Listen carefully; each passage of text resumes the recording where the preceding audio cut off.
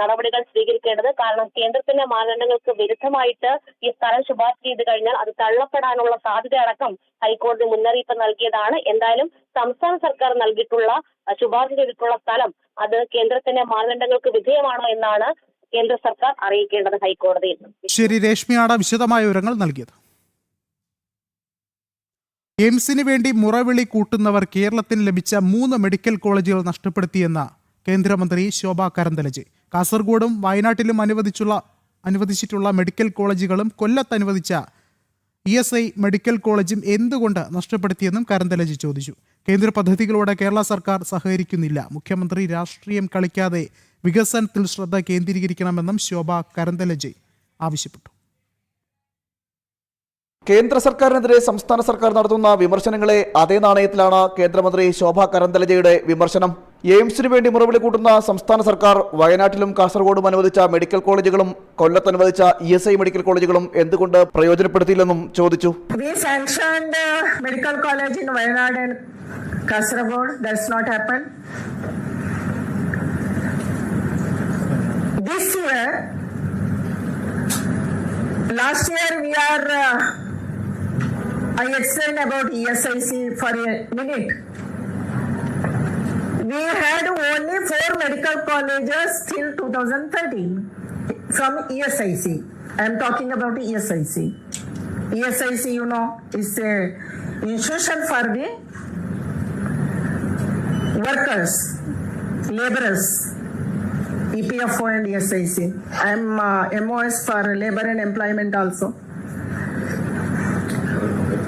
After that, last year, we sanctioned 10 new medical colleges all over the country. Then we thought this year we will allot to like 25-26. I am talking about not 26-27.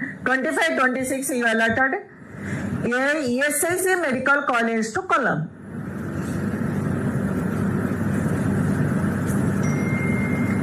Day before yesterday was the last date for giving land. Because NMC norms, National Medical Commission, पहले वो council था, now it's a commission. We have to submit where is the land, how much is the land, and for 50 seats, we have to call for applications for next after the NEET. But till now, Government of Kerala not given land. That's why that medical college will not happen this year. കേന്ദ്ര ബജറ്റിന്റെ പേരിൽ കേരളത്തിലെ ഇരു മുന്നണികളും വ്യാജ പ്രചരണങ്ങൾ നടത്തുന്നു. ബജറ്റിൽ സംസ്ഥാനത്തിന് അനുയോജ്യമായ പദ്ധതികൾ എന്തെല്ലാമെന്ന് വരും നാളുകളിലാണ് നിശ്ചയിക്കുന്നത്. ബജറ്റിൽ ഒരു സംസ്ഥാനത്തിന്റെയും പേരെടുത്ത് പരാമർശിച്ചിട്ടില്ല.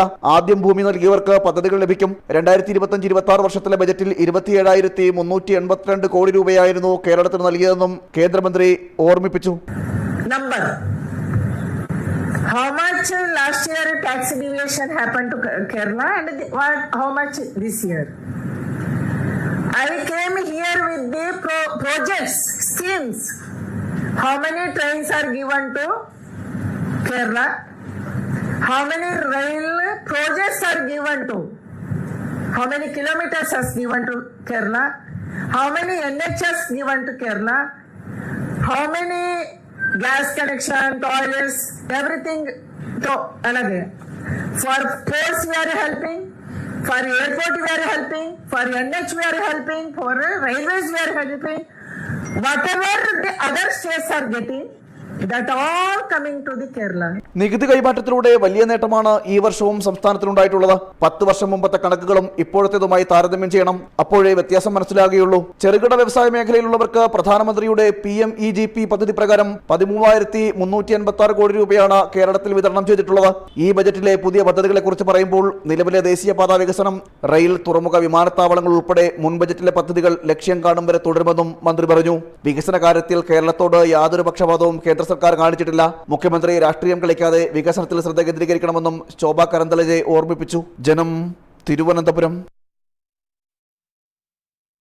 രാജ്യസഭയിൽ കോൺഗ്രസിനെ കടന്നാക്രമിച്ച് പ്രധാനമന്ത്രി നരേന്ദ്രമോദി. കോൺഗ്രസ് കാലാകാലങ്ങളോളം രാജ്യം ഭരിച്ചത് ലക്ഷ്യവും ആശയവും ഇല്ലാതെ.